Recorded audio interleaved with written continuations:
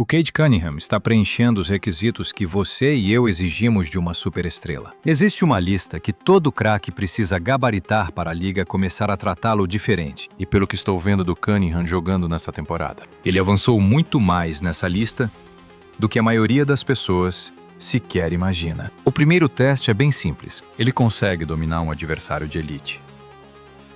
Para mim, ele teve a chance perfeita quando enfrentou o New York Knicks, aquele mesmo time que eliminou os Pistons nos playoffs da temporada passada. Pisou em Detroit pela primeira vez desde aquela série dramática. E os Pistons não só venceram, eles atropelaram por 121-90. Estou falando de um massacre de 31 pontos contra o seu adversário mais duro da Conferência Leste. E eu vi o Cade liderando essa carga desde o primeiro segundo de jogo. O Cunningham estava no controle absoluto da partida. Ele ditou o ritmo, atacando o corpo do Karl Anthony Towns para pontuar com facilidade, mostrando na hora para os Knicks que aquela não seria apenas mais uma noite comum. No começo, notei que o Cade fez questão de colocar seus companheiros no jogo. Principalmente o Paul Reed, que entrou como titular no lugar do lesionado Jalen Duren. Para mim, isso importa demais, porque é o que verdadeiros craques fazem. Eles entendem que para vencer um time tão bom quanto o New York, todo mundo precisa se sentir confiante e ativo no jogo antes dele começar a buscar seus próprios arremessos. E assim que ele viu a defesa afrouxar um pouco, ele simplesmente ativou o modo decisivo. Eu vi isso quando ele empurrou o Michael Bridges no garrafão e converteu aquele gancho usando a tabela. O Giannunobi deveria ser o melhor marcador de New York contra o Cade, mas nessa jogada, o Cunningham sai do bloqueio e infiltra até o aro. Joga o ombro direto no peito do Anunoby e pontua na marra mesmo assim. Não importava quem tentasse marcá-lo. Era o Cunningham quem decidiu o desfecho de cada ataque. Quando o jogador de duas vias Kevin McCullough sobrou na marcação dele, o Cade mandou direto para os melhores momentos, quebrando os tornozelos dele antes de flutuar livre para a cesta. E agora no jogo em dupla com o Isaiah Stewart. Ele achou um espaço mínimo e chutou de 3 sem pensar duas vezes. A leitura de jogo dele foi impecável. Cade usa o bloqueio do Ivey para atrair o McBride. Imediatamente empurra o cara para o garrafão e arremessa por cima dele. Depois ele acionou o Stewart de novo para forçar a troca com o Mitchell Robinson. E o Cade nem pensou duas vezes. Subiu e converteu outra bola de 3. Nada do que ele fazia era para dar show. Mas foi devastador, porque ele sabia onde machucar. E você e eu o vimos repetir isso sem parar. Ele ainda fechou com esse toco espetacular de perseguição, parando um contra-ataque de 2 contra 1. Para mim, aquilo não foi só mais um jogo de temporada para ele. No ano passado, Jalen Brunson e os Knicks ditaram o ritmo do jogo e acabaram levando a melhor sobre o Detroit naqueles playoffs passados. E o Cade não esqueceu. Ele mesmo mandou depois do jogo: "Isso aqui não é o ano passado." Ele terminou a noite com 29 pontos, 13 assistências e 3 roubos e tocos em 29 minutos, aplicando uma surra de 31 pontos no maior rival deles no leste. E você e eu sabemos que isso não foi apenas sorte. Eu vi ali um controle digno de MVP de verdade, contra um dos melhores times da NBA. E essa é só mais uma das várias exibições absurdas que ele vem entregando nesta temporada. É por isso que o primeiro checkpoint já era: "Mas vem comigo porque agora o bicho vai pegar." Afinal de contas, dominar um joguinho de temporada regular é moleza. O teste de verdade é quando a defesa adversária sabe exatamente o que quer anular no seu jogo. Perto dos playoffs, os rivais param de só reagir e começam a traçar estratégias detalhadas. Eles chegam com um plano tático desenhado única e exclusivamente para parar e destruir você. E aí a grande questão é se você consegue vencer mesmo com eles sabendo tudo. Na temporada passada, eu vi de perto o Cade bater de frente contra a muralha de Nova York. A ideia dos Knicks era simples: focar em parar as jogadas do Cade e aceitar os arremessos difíceis dele. Os Knicks aceitavam ceder um tipo bem específico de arremesso naquela série de jogos. Eles davam de boa os arremessos caindo para trás e as bolas de 3 improvisadas, além de chutes longos no fim do cronômetro, sempre fechando os espaços quando o Cade iniciava o corta-luz. O objetivo era colocar defensores na frente dele para congestionar totalmente o garrafão e as infiltrações. Eles queriam obrigar o garoto a ganhar o jogo arremessando de fora, pois sabiam que a pontaria dele de fora era horrível. E o Cade caiu direitinho nessa armadilha, arremessando exatamente as bolas que os Knicks queriam que ele tentasse. Só que ele não conseguiu castigar a defesa o bastante para fazer-os mudar de estratégia. Mas nesta temporada, Esses mesmos chutes dele estão com uma cara bem diferente. Eu lembro que o Cade começou o ano acertando só 29% de 3 nos primeiros 19 jogos. Um retrocesso nítido comparado aos 35% que ele teve na temporada passada inteira. Mas depois desse começo lento, as coisas mudaram de figura de um jeito espetacular. Analisando os últimos 14 confrontos após aquela fase ruim, ele está matando 41% de 3 em 5,7 tentativas por jogo. Um volume e eficiência brutais. Se ele mantiver essa pontaria calibrada, aquela estratégia defensiva que Nova York usou no ano passado, simplesmente não vai funcionar mais daqui para frente. E nós já vimos essa mudança na prática quando ele converteu 3 de 4 do perímetro no último jogo, guardando a bola de 3 com tranquilidade, quando a defesa deu bobeira.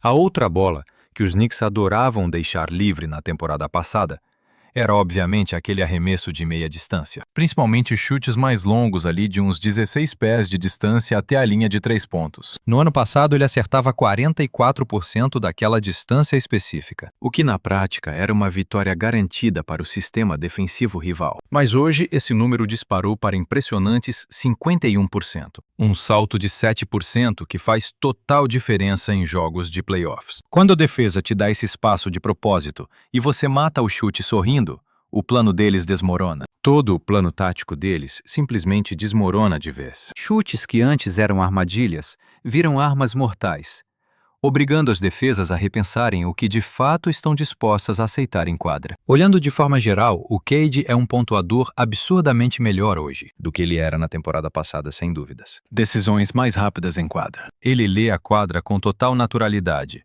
pontuando com muito mais eficiência saindo do corta-luz, e principalmente no mano a mano. Seu jogo pontuando após o drible está bem mais equilibrado. Ele ataca o aro com mais frequência e está cavando uma média de 1,6 cobranças de lances livres a mais por partida agora. Até os erros de passe mostram evolução. Porque mesmo ainda tendo média de 4 desperdícios por jogo, esse índice já caiu dos antigos 4,4. Ele dominou a bola em 43% dos seus minutos na última temporada. Para mim, isso o coloca no 96º percentil da liga. O segundo checkpoint se resume a apenas uma coisa. Se os arremessos que as defesas o forçavam a tentar nos últimos playoffs continuarem caindo agora, o plano de jogo antigo deles vai falhar. Daqui para frente, eu quero ver o Cade continuar mandando essas bolas, ganhando cada vez mais confiança e matando essas cestas nos momentos mais decisivos do jogo. Se ele mantiver esse ritmo, os rivais não vão apenas ajustar a marcação. Eles terão que jogar a tática no lixo e recomeçar do zero. E é por isso que, na minha visão, ele não está apenas arranhando o segundo checkpoint. Está prestes a superá-lo. Agora você e eu vamos analisar o terceiro checkpoint.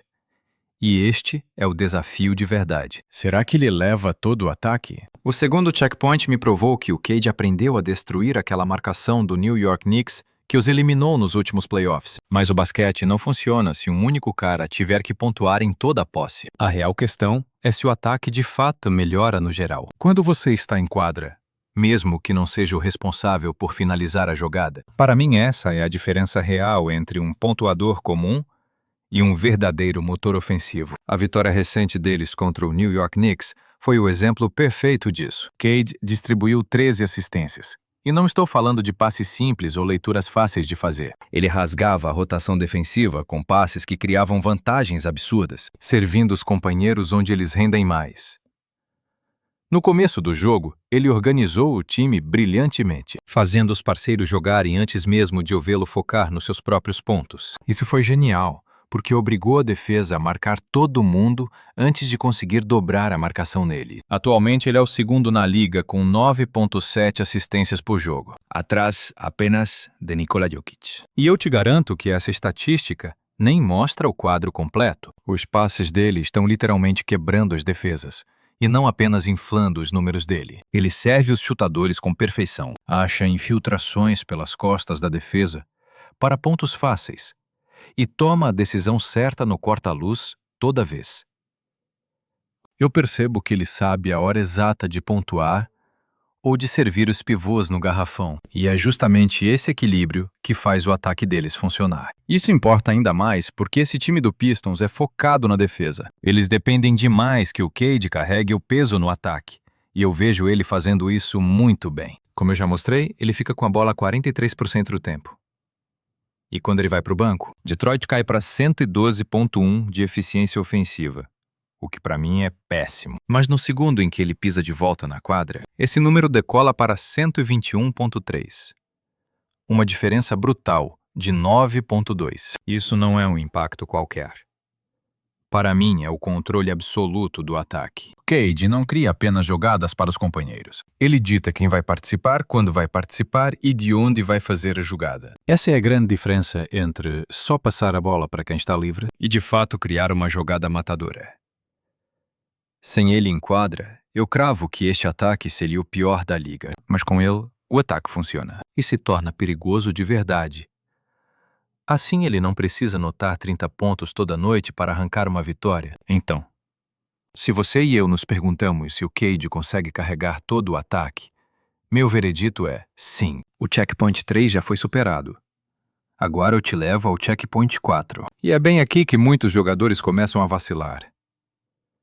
O que acontece na defesa é quando os times começam a caçar você em quadra?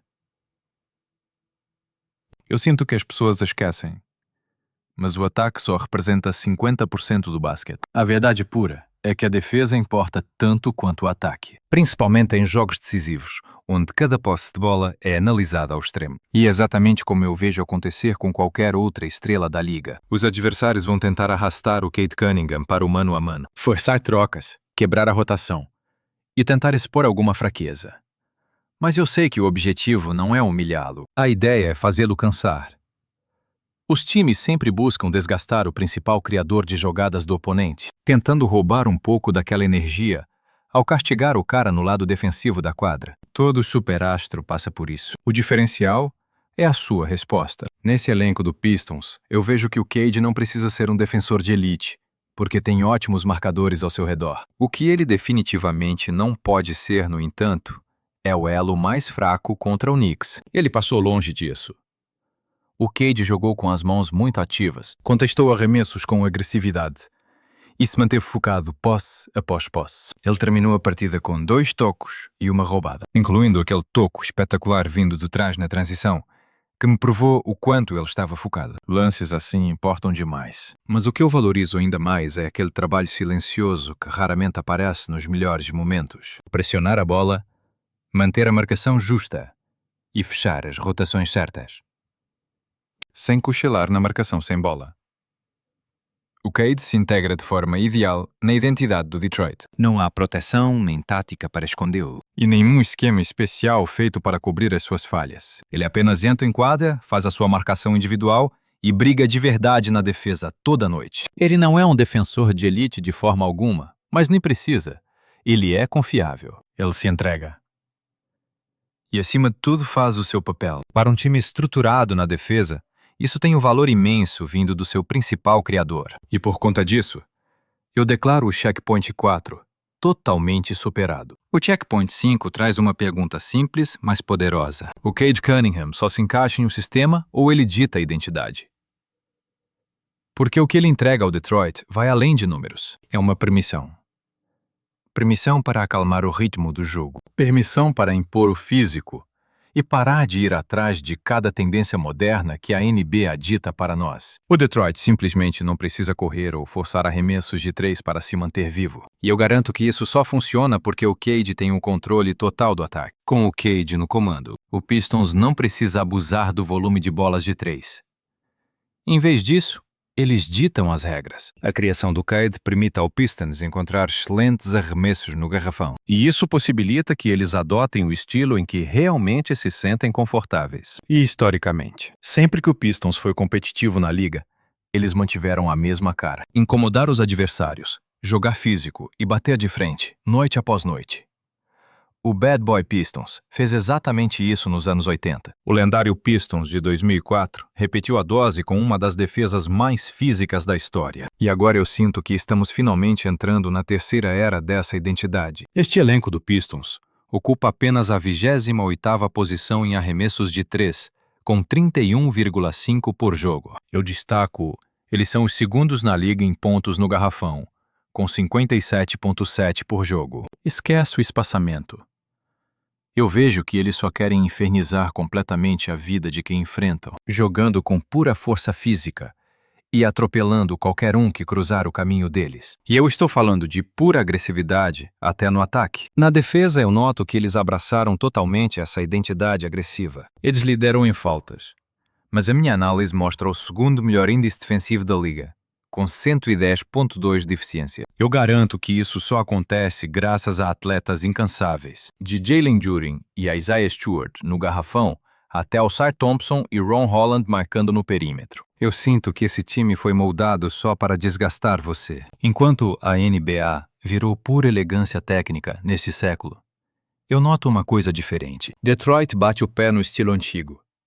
E eu afirmo, nada funcionaria sem Cade Cunningham. Sem ele, eu prevejo que eles teriam que jogar em velocidade acelerada, dependendo apenas de arremessos de 3 pontos. Eles com certeza não seriam o segundo melhor time no garrafão. Isso eu garanto. Já que na minha análise faltaria consistência para invadir aquela área. Mas Cade amassa as defesas, dita o ritmo.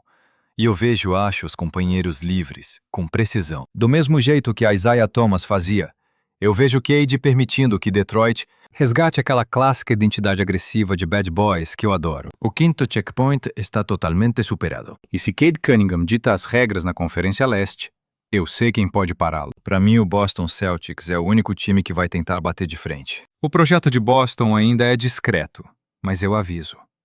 Jason Tatum está pronto para retornar em março. E com a volta dele, eu coloco Boston como a maior ameaça de Detroit no leste. E se você quiser entender os meus motivos, é só acompanhar a análise completa neste próximo vídeo.